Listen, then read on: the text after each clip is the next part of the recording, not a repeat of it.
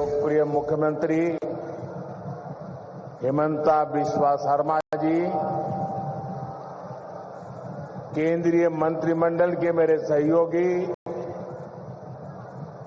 श्री सर्बानंद सोनोवाल जी,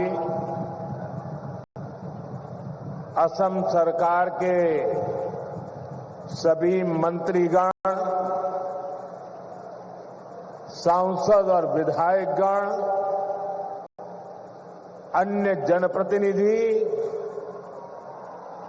और लगातार बारिश के बावजूद भी इतनी बड़ी तादाद में आप सब आशीर्वाद देने आए, ऐसे मेरे प्यारे भाइयों बहनों, नमस्कार।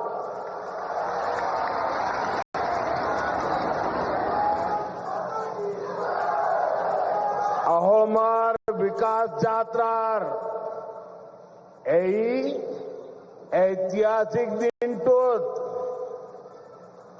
दरभंगा सिर लौकते हमाग्र ओहोमवासिक में आंतरिक उलोगारू अभिनंदन जोनाइशो।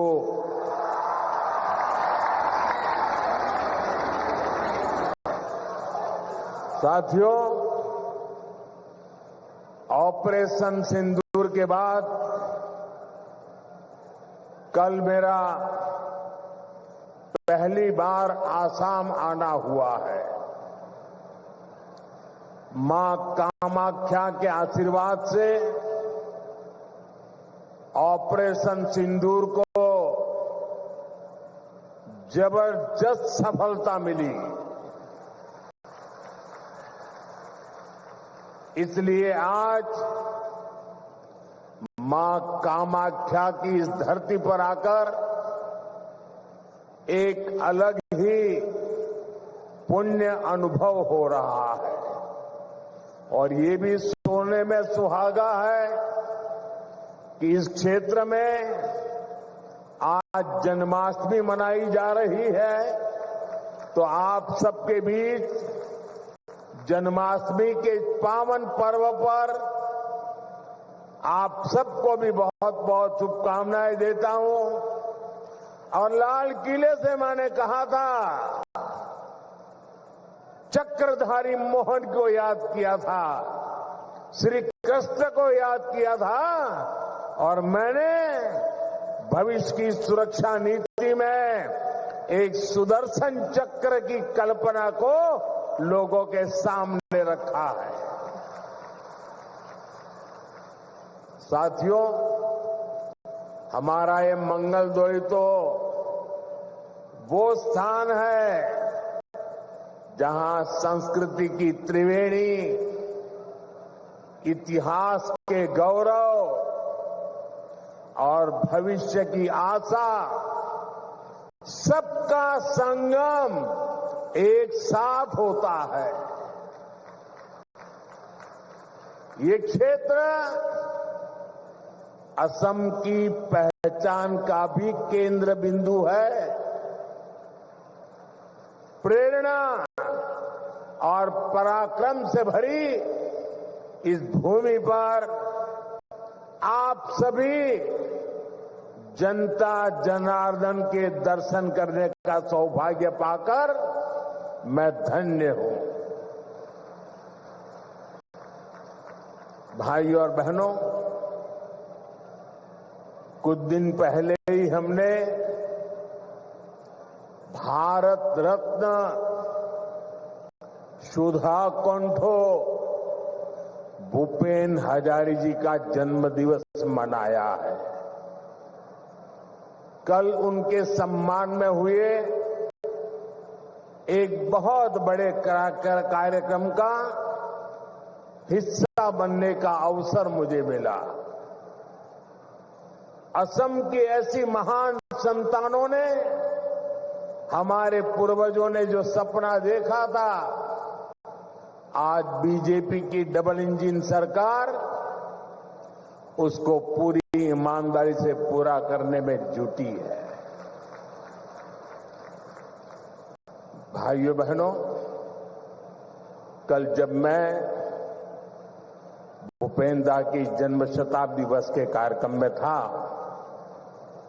तो रात को मुझे मुख्यमंत्री जी ने एक बात बताई और आज सुबह मुझे वो वीडियो भी दिखाया। ये देख करके मुझे बहुत गहरी चोट पहुंची।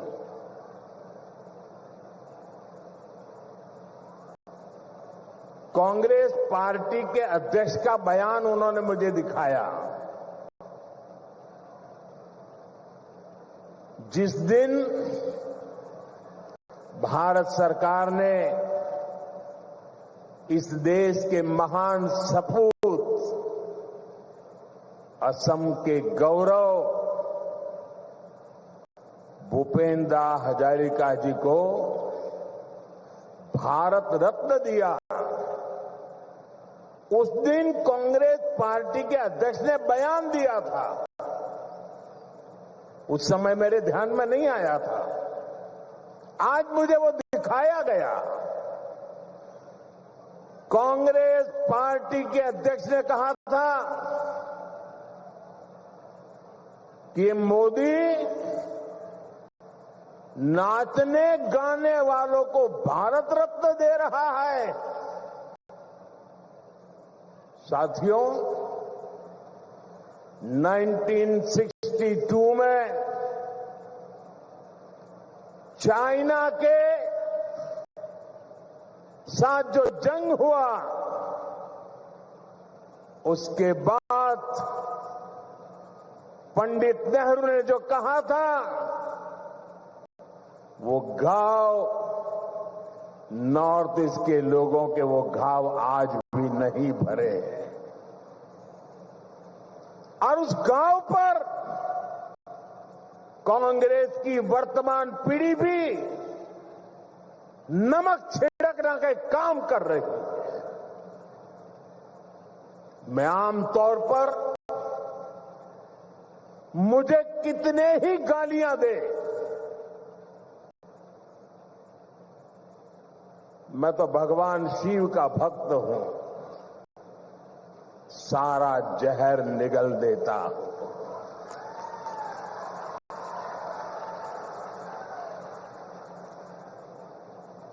लेकिन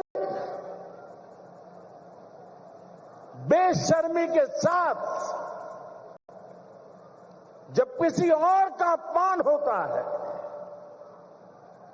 तो मुझसे रहा नहीं जाता है। आप मुझे बताइए, भूपेन्द्र दा को भारत रत्न देने का मेरा निर्णय सही है कि नहीं है? पूरी ताकत से बताइए, सही है कि नहीं है? भूपेन्द्र दा को भारत रत्न दिया, उसका कांग्रेस ने मखौल उड़ाया, वो गलत किया कि नहीं किया? असम के बेटे का, भारत के सपूत का कांग्रेस ऐसे अपमान करती है, बहुत दर्द होता है। साथियों, मैं जानता हूं इनकी पूरी इकोसिस्टम आज टूट पड़ेगी मुझ पर कि मोदी फिर से रोना रोने लगा। मेरे लिए तो जनता जनार्दन ही मेरा भगवान है और मेरे भगवान के पास जाकर के मेरे आत्मा की आवाज वहां नहीं निकलेगी तो कहां निकलेगी? यही मेरे मालिक है, यही मेरे पूजनीय है, यही मेरा रिमोट कंट्रोल है। मेरा और कोई रिमोट कंट्रोल नहीं है। 140 करोड़ देशवासी मेरा रिमोट कंट्रोल है। और इनका तो अहंकार इतना है कि नामदार जब कामदार की पिटाई करते हैं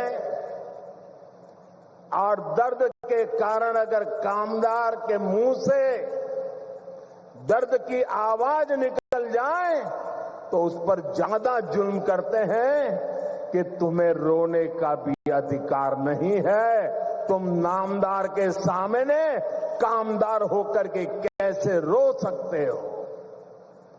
ऐसा अहंकार सार्वजनिक जीवन में शोभा नहीं देता है। असम के लोगों ने, देश के लोगों ने, संगीत प्रेमी लोगों ने, कला प्रेमी लोगों ने, भारत की आत्मा के लिए जी जान लगाने वाले लोगों ने कांग्रेस से जवाब मांगना चाहिए कि आपने भूपेंद्र का अपमान क्यों किया।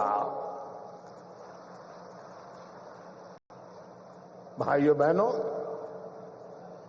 असम की सांस्कृतिक विरासत का सम्मान, संरक्षण और असम का तेज विकास, ये डबल इंजन सरकार की प्राथमिकता रही है।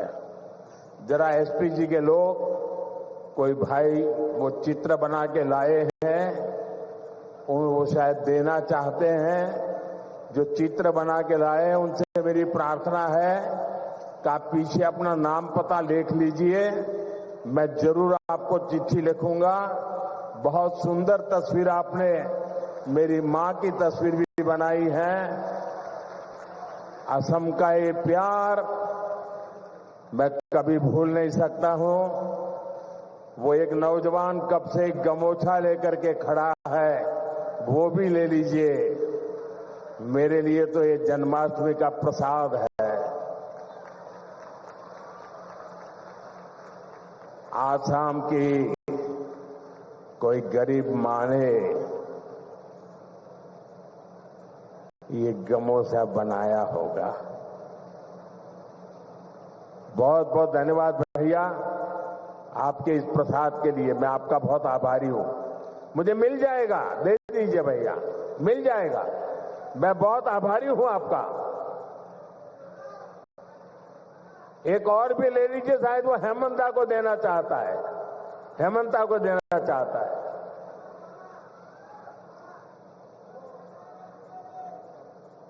ठीक है, जहां जाना है सही जगह पे जाएगा। बहुत आपका प्यार के लिए धन्यवाद नौजवान।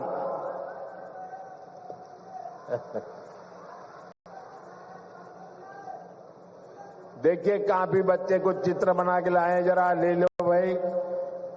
इतना प्यार बरसा रहे हैं लोग। ये छोटे छोटे बालक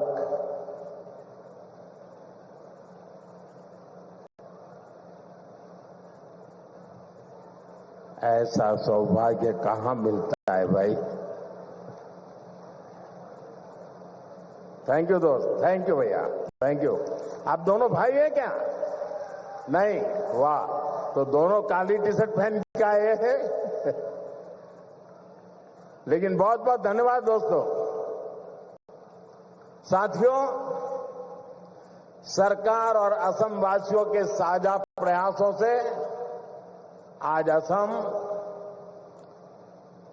देश और दुनिया में धूम मचा रहा है। देखिए भाई, ये बेटी कुछ लेके आई है, ले लीजिए। बेटी को तो बिल्कुल निराश नहीं कर सकते।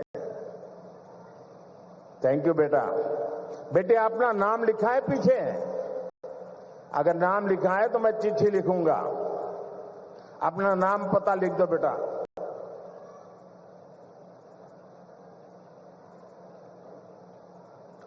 साथियों, आज भारत दुनिया का सबसे तेजी से ग्रो करने वाला देश है। वही असम भी देश के सबसे तेजी से ग्रो करने वाले राज्यों में एक बन गया है। एक समय था जब असम विकास में पिछड़ा हुआ था, देश के साथ कदम ताल नहीं कर पा रहा था। लेकिन आज असम करीब करीब 13% की ग्रोथ रेट से आगे बढ़ रहा है। बेटा बहुत बहुत धन्यवाद।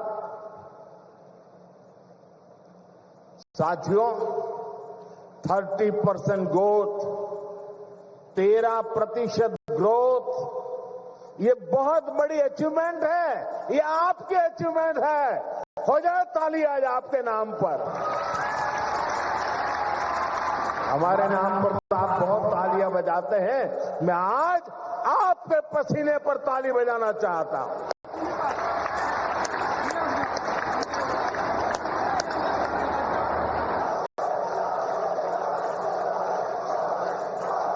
ये सफलता असम वासियों के परिश्रम और बीजेपी की डबल इंजन सरकार के साझा प्रयासों का परिणाम है। मुझे खुशी है कि असम की जनता इस पार्टनरशिप को लगातार मजबूत कर रही है। इसलिए तो हर चुनाव में हेमंता जी और उनकी टीम को बार बार भारी समर्थन मिल रहा है। हाल में हुए पंचायत चुनावों में भी असम ने हम सभी को ऐतिहासिक विजय दिलाई है, अपना आशीर्वाद दिया है। साथियों, भाजपा सरकार असम को भारत के विकास का ग्रोथ इंजन बनाने के लक्ष्य के साथ काम कर रही है। आज का ये कार्यक्रम भी हमारी इसी संकल्प का हिस्सा है। अभी कुछ देर पहले इस मंच से करीब 6,500 करोड़ रुपए की विकास योजनाओं का शिलान्यास हुआ है। हमारी डबल इंजन सरकार असम को टॉप के कनेक्टेड स्टेट और टॉप के हेल्थ केयर हब के रूप में विकसित कर रही है। ये प्रोजेक्ट्स इसी संकल्प को और सशक्त करेंगे। आप सभी को दरांग मेडिकल कॉलेज और अस्पताल के लिए, हाईवे के लिए, रिंग रोड के लिए बहुत बहुत बधाई। साथियों, पूरा देश आज विकसित भारत के निर्माण के लिए एकजुट होकर आगे बढ़ रहा है।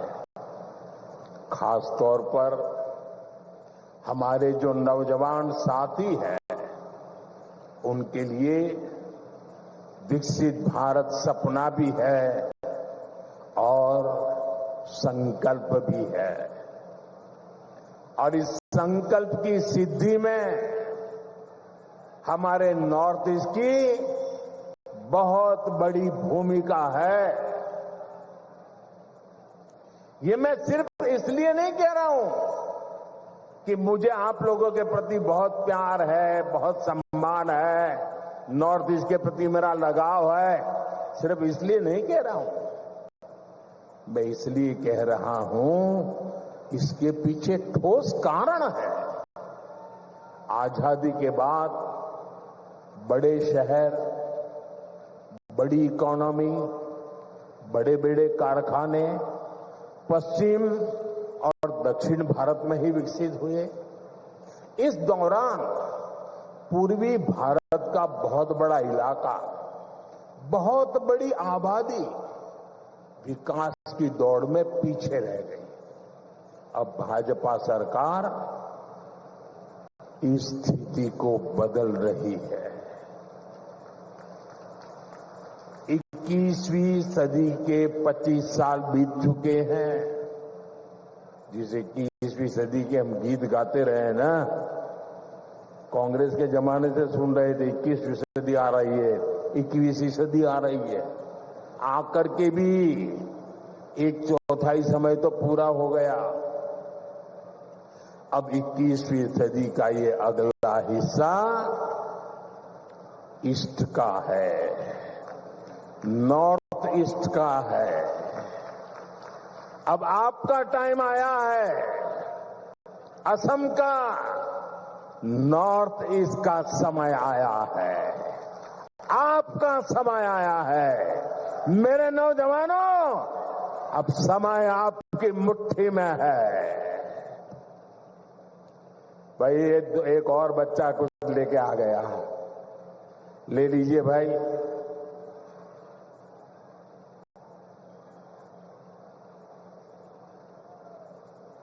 अब ये लोग भी मेरी मुसीबत जान लेते हैं। मां का चित्र लेके आते हैं तो मन करता है बस ले लूं।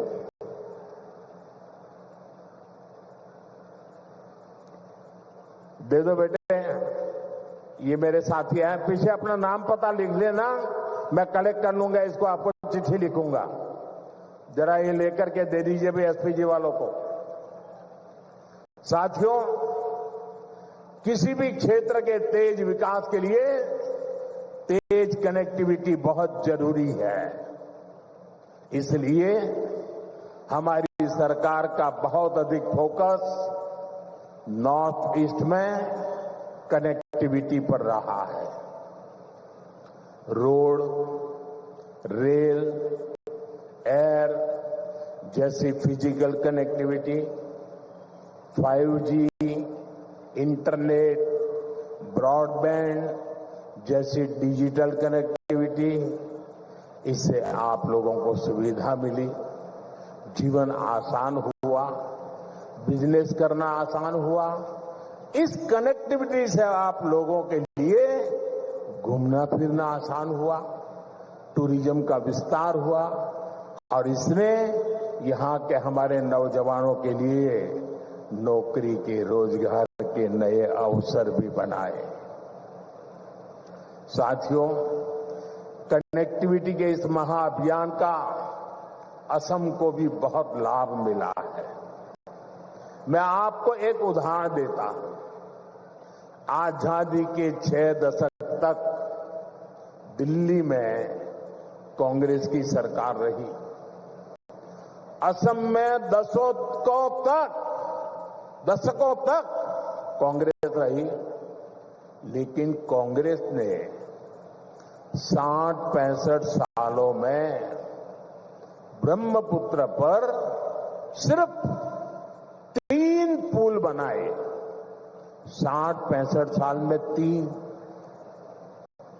फिर आपने हमें सेवा करने का मौका दिया और 1 दशक में हमारी सरकार ने 6 बड़े ब्रिज बना दिए। 6 बड़े ब्रिज। अब मुझे बताइए, इतना काम करेंगे तो आप खुश होंगे कि नहीं होंगे? आपके आशीर्वाद मिलेंगे कि नहीं मिलेंगे? आपका प्यार मिलेगा कि नहीं मिलेगा? आप खुश हैं ना? मैं और भी काम करना चाहता हूं, बस आशीर्वाद देते रहिए।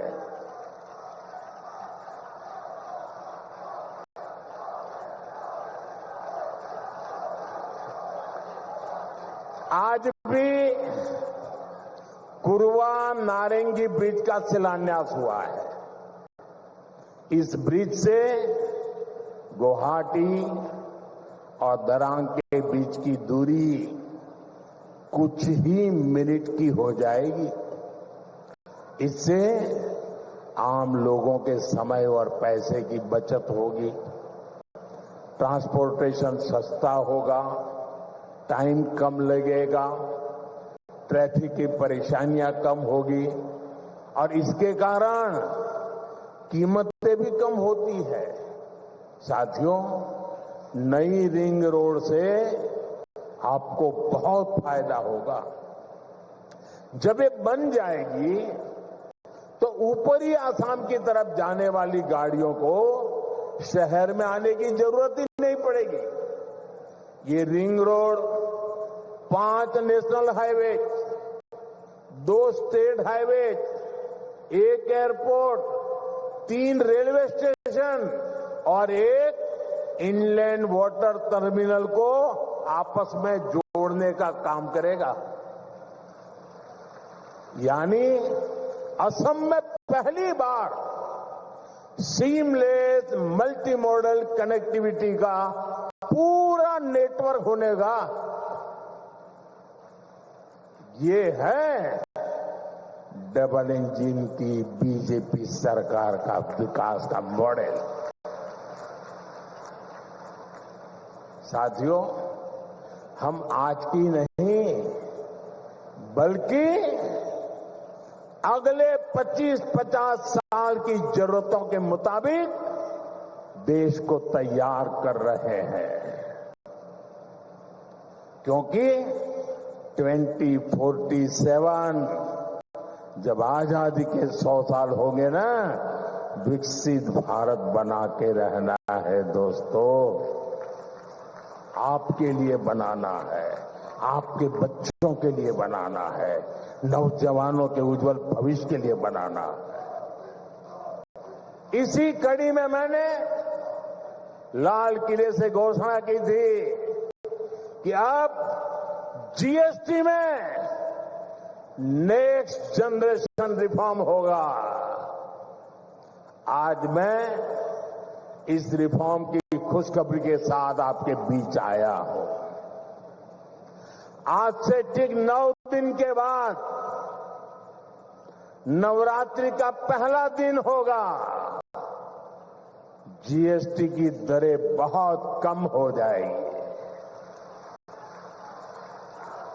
और इससे असम के, देश के हर परिवार को फायदा होगा। रोजमर्रा की बहुत सारी चीजें और सस्ती हो जाएगी। हमने सीमेंट पर टैक्स कम किया है, इसके लिए जिसको घर बनाना है उसका खर्चा कम होगा। कैंसर जैसी अनेक गंभीर बीमारियों की अनेक महंगी दवाएं सस्ती हो जाएगी, बीमा कराना सस्ता हो जाएगा और जिस नौजवानों को मोटरसाइकिल लेनी है, नई कार खरीदनी है, वो भी सस्ती हो जाएगी।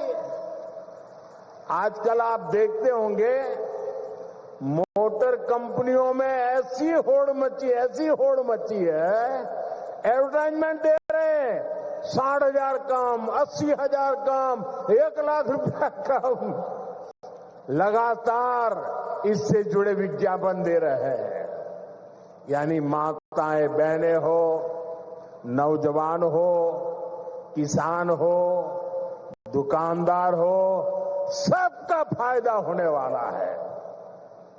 ये फैसला आपके त्योहारों की चमक और बढ़ाने वाला है।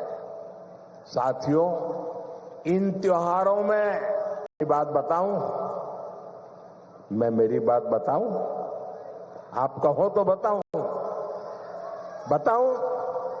सब पे सब हाथ ऊपर करके बताइए, बताऊं, मेरी बात मानोगे? बैठो बेटा, बैठो। थैंक यू बेटा, थैंक यू। उसको तकलीफ मत दीजिए, उसको शारीरिक तकलीफ है, प्लीज उसको परेशान मत कीजिए। ले लेंगे। जरा कैमरामैन वो चिट्ठी ले लो, उनसे चिट्ठी ले लो। कोई नौजवान, बैठो बेटा, आप परेशान मत होना, उसको परेशान मत कीजिए। अरे भाई, उसको तकलीफ हो रही है भाई, मैंने प्रणाम, मेरा प्रणाम भैया, उसको परेशान मत कीजिए प्लीज। उसको, मुझे अच्छा नहीं लगता है भैया, प्लीज। आप यहां तक आए, शरीर को इतना कष्ट देकर के आए, मैं आपका आभारी हूं।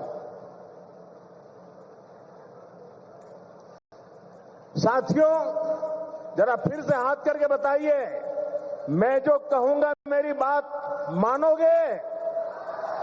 ऐसा नहीं, सबका हाथ ऊपर होना चाहिए, उधर भी, उधर भी। मेरी बात मानोगे? पक्का मानोगे? इतना कर लीजिए, देश आगे बढ़ जाएगा। तो मेरे लिए नहीं, मैं आपसे देश के लिए मांग रहा हूं। मैं आपसे आपके बच्चों के उज्जवल भविष्य के लिए मांग रहा हूं। और मैं आपसे यही कहता हूं कि आप मुझे वादा कीजिए, अब जो भी खरीदेंगे वो स्वदेशी होगा। खरीदेंगे, स्वदेशी खरीदेंगे, मेड इन इंडिया खरीदेंगे। और मेरी स्वदेशी की व्याख्या बहुत सिंपल है। कंपनी किसी भी देश से क्यों ना आई हो, नाम किसी भी देश का क्यों ना हो, लेकिन वो हिंदुस्तान में ही बना होना चाहिए। पैसा दुनिया के किसी भी देश ने लगाया हो, लेकिन पसीना मेरे देश के नौजवानों का होना चाहिए।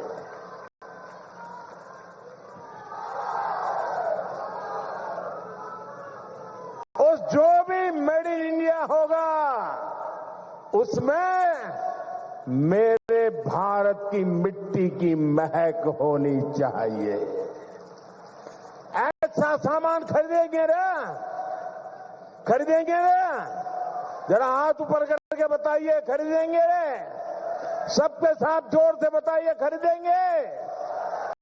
जोर से बताइए, खरीदेंगे? किसी को गिफ्ट देना है तो स्वदेशी देंगे। और जो दुकानदार माल बेचता है, मैं उसको कहना चाहता हूं, दुकान पे बोर्ड लगाइए। लगाएंगे? अपने गांव की हर दुकान पे बोर्ड लगाएंगे।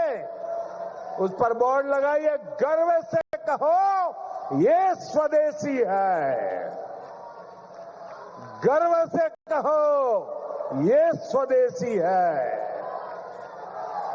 देखिए, स्वदेशी की ताकत मैं बताता हूं। करीब 50 साल पहले की बात है। मैं कन्याकुमारी में कुछ समय के लिए वहां रहता था, और ये गमोथा कितने ही सालों से मेरे साथ होता है। मेरी बैग में भी 3-4 होते ही होते हैं। तो ऐसे ही मैं कन्याकुमारी में एक गमोछा ऐसे लगा के घूम रहा था, तो दूर से कुछ लोग दौड़ के आए और मुझे नमस्ते करके पकड़ा। बोले, आप आसाम से हैं? मैंने कहा, नहीं, मैं तो गुजरात से हूं। नहीं, बोले, गमोछा देखा ना, इसलिए आपको हमने पकड़ा। ये ताकत होती है मिट्टी की, स्वदेशी की ये ताकत होती है। कोई पहचान नहीं थी, लेकिन आसाम के लोगों का उस दिन मुझ पर इतना प्यार उमड़ गया, क्योंकि मेरे गले में गमोछा था। दोस्तों, ये ताकत होती है। और इसलिए मैं कहता हूं, आप मुझे वादा करिए, हम स्वदेशी खरीदेंगे। वोकल फॉर लोकल, लोकल के लिए वोकल हो, इसके लिए हम सबका प्रयास देश को मजबूत करेगा। साथियों, बीते सालों में एक और सेक्टर में बहुत बड़ा काम देश में हुआ है। ये सेक्टर है हेल्थ केयर का, आरोग्य का। हमारे अस्पताल होते थे तो बड़े शहरों में, वहां इलाज कराने जाते थे तो बहुत महंगा पड़ता था। हमने एम्स का, मेडिकल कॉलेजों का नेटवर्क देश के कोने कोने तक फैला दिया। अब बैठिए भैया, मुझे आप अपने बोलने दीजिए। अब बैठिए, आप बैठिए, आप बैठिए, आप बैठिए। अरे, उसको परेशान कर रहे हैं आप लोग। भाई कैमरामैन, उनसे चिट्ठी ले लेना। मेरे इन दिव्यांग भाइयों को क्यों परेशान करते हैं आप? थैंक यू दोस्त।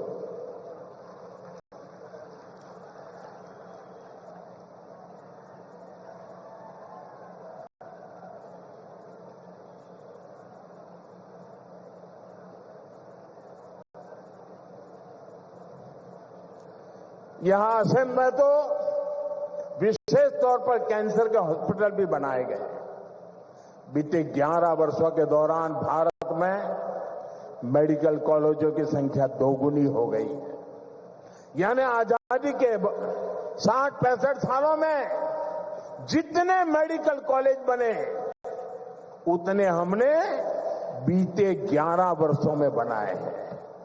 बताइए 60-70 साल में जो काम हुआ है ना वो हमने 10-11 साल में कर दिया है दोस्तों। यहां असम में भी 2014 से पहले सिर्फ 6 मेडिकल कॉलेज थे। अब जब दरांग में मेडिकल कॉलेज भी बनकर तैयार हो जाएगा तो यहां 24 मेडिकल हो जाएंगे, मेडिकल कॉलेज हो जाएंगे। आपको भी पता है जब मेडिकल कॉलेज बनता है तो इलाज की बेहतर व्यवस्था बनने के साथ ही ज्यादा से ज्यादा नौजवानों को डॉक्टर बनने का भी अवसर मिलता है। पहले मेडिकल सीटों की कमी की वजह से बहुत बड़ी संख्या में हमारे युवा डॉक्टर नहीं बन पाते थे। बीते 11 साल में देश में मेडिकल सीटों की संख्या 2 गुने से ज्यादा हो गई है। इतना ही नहीं, हमने एक और लक्ष्य रखा है।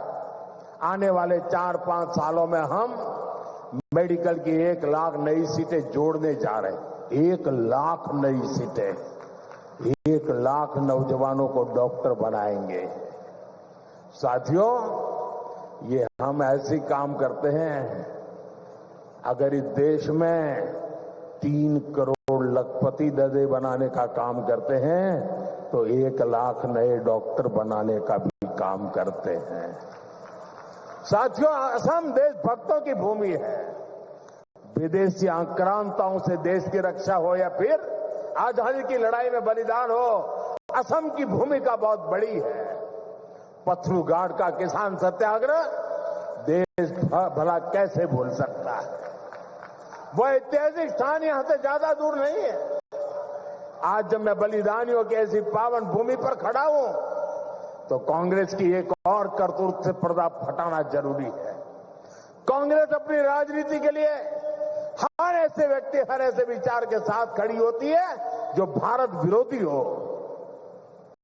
अभी ऑपरेशन सिंदूर के दौरान भी हमने यही देखा। जब कांग्रेस सत्ता में थी तो पूरा देश आतंक से लहूलुहान होता था। कांग्रेस चुपचाप खड़ी रहती थी। आज हमारी सेना ऑपरेशन सिंदूर करती है, पाकिस्तान के कोने कोने में आतंक के आकाओं को उखाड़ फेंकती है, लेकिन कांग्रेस देश की सेना के बजाय पाकिस्तान की सेना के साथ खड़ी हो जाती है।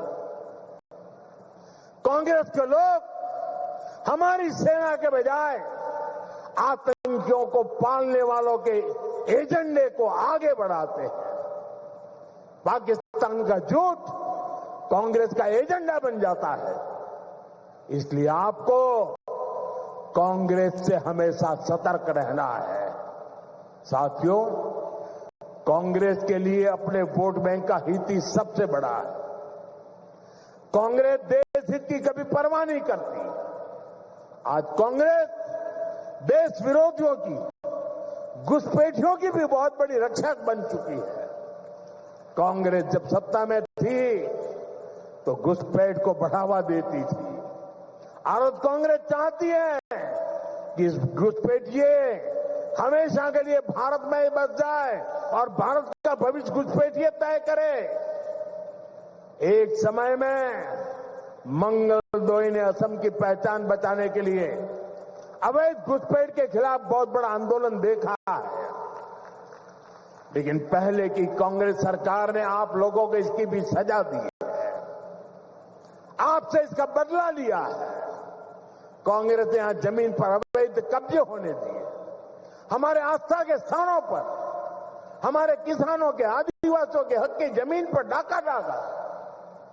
बीजेपी एनडीए सरकार बनने के बाद अब उन स्थितियों को बदला जा रहा है।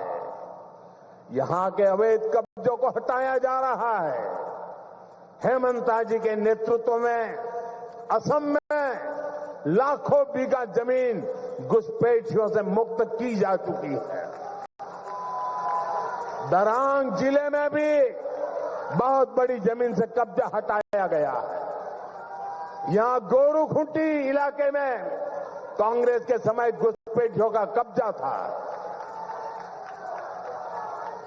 आज वो जमीन वापस ले जा चुकी है। अब वहां किसानों के लिए गोरूखुंटी कृषि परियोजना चल रही है। वहां के नौजवान अब कृषि सैनिक बनकर खेती कर रहे हैं। सरसों, मक्का, उड़द, तिल, कद्दू सब कुछ वहीं उग रहा है। यानी जो जमीन कभी घुसपैठियों के कब्जे में थी, आज वही जमीन असम के कृषि विकास का नया केंद्र बन गई है।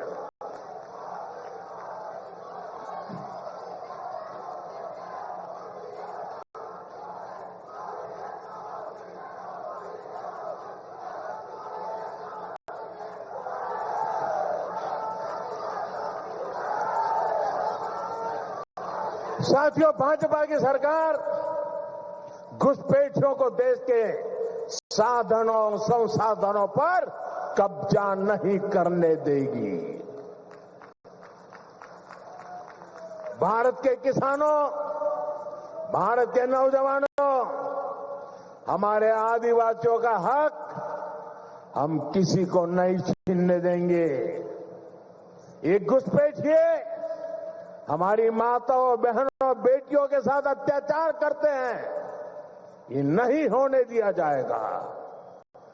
घुसपैठियों के माध्यम से बॉर्डर के इलाकों में डेमोग्राफी बदलने की साजिशें चल रही है। ये राष्ट्रीय सुरक्षा के लिए बहुत बड़ा खतरा है। इसलिए अब देश में एक डेमोग्राफी मिशन शुरू किया जा रहा है। भाजपा का लक्ष्य है घुसपैठियों से देश को बचाएंगे, घुसपैठियों से देश को मुक्ति दिलाएंगे। और मैं उन राजनेताओं को भी कहना चाहता हूं,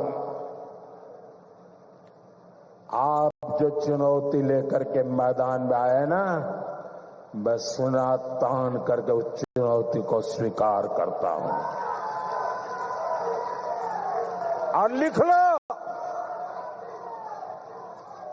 मैं देखता हूं घुसपैठियों को बचाने में तुम कितनी ताकत लगाते हो और घुसपैठियों को हटाने में हम कैसे अपना जीवन लगा देते हैं। हो जाए मुकाबला। घुसपैठियों को बचाने के लिए निकले हुए लोगों को भुगतना पड़ेगा। मेरे शब्द सुन के रखो, ये देश उनको माफ नहीं करेगा। साथियों, असम की विरासत को बचाना, असम का तेज विकास करना, इसके लिए हमें मिलकर काम करना है। हमें असम को, नॉर्थ ईस्ट को विकसित भारत का ग्रोथ इंजन बनाना है। एक बार फिर विकास परियोजनाओं के लिए आप सभी को मैं शुभकामनाएं देता हूं। मेरे साथ बोलिए, भारत माता की। दोनों हाथ ऊपर करके पूरी ताकत से निकालनी चाहिए आवाज। भारत माता की, भारत माता की, भारत माता की, भारत माता की, भारत माता की। बहुत बहुत धन्यवाद।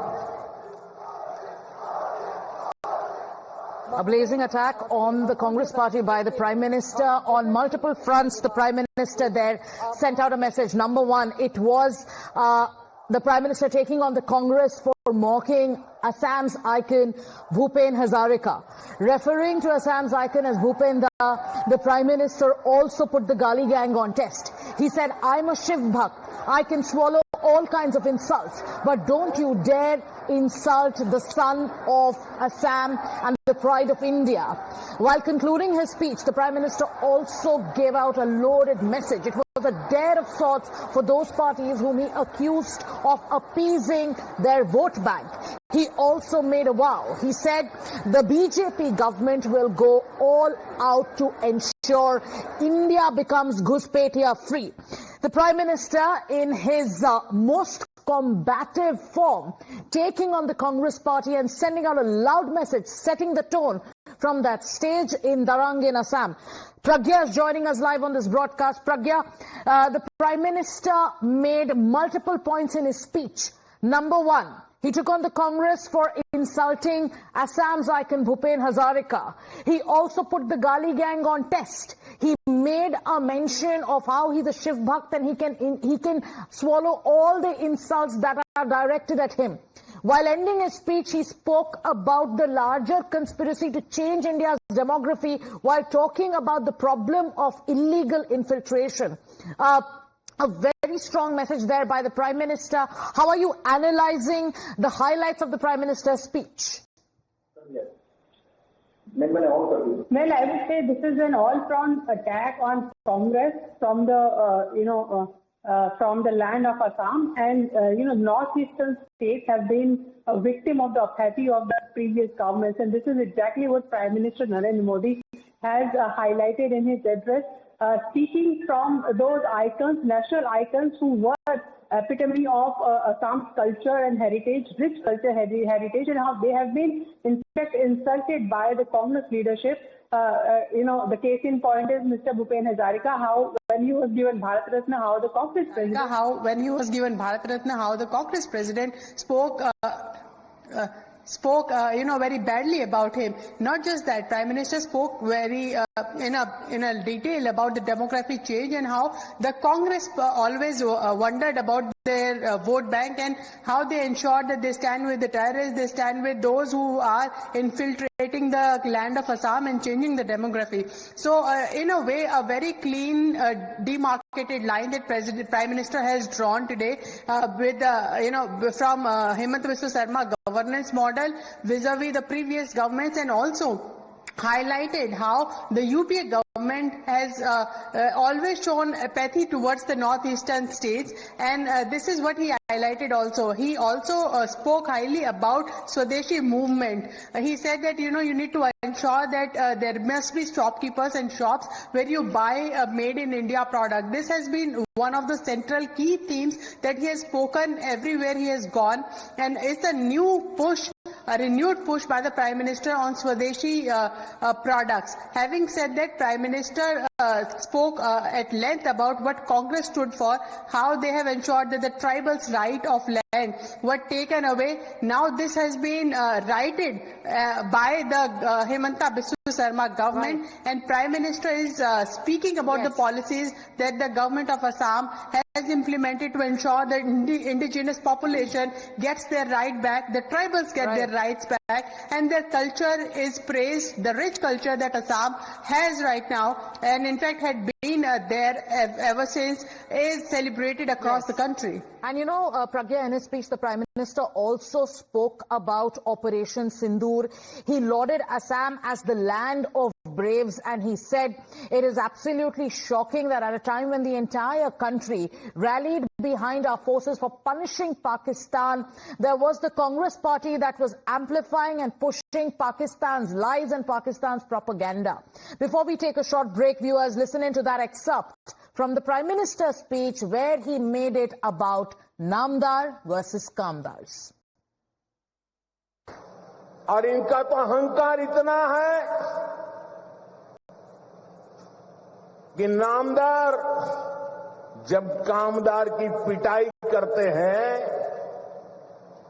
और दर्द के कारण अगर कामदार के मुंह से दर्द की आवाज निकल जाए तो उस पर ज्यादा जुल्म करते हैं कि तुम्हें रोने का भी अधिकार नहीं है। तुम नामदार के सामने कामदार होकर के कैसे रो सकते हो? ऐसा अहंकार सार्वजनिक जीवन में शोभा नहीं देता है।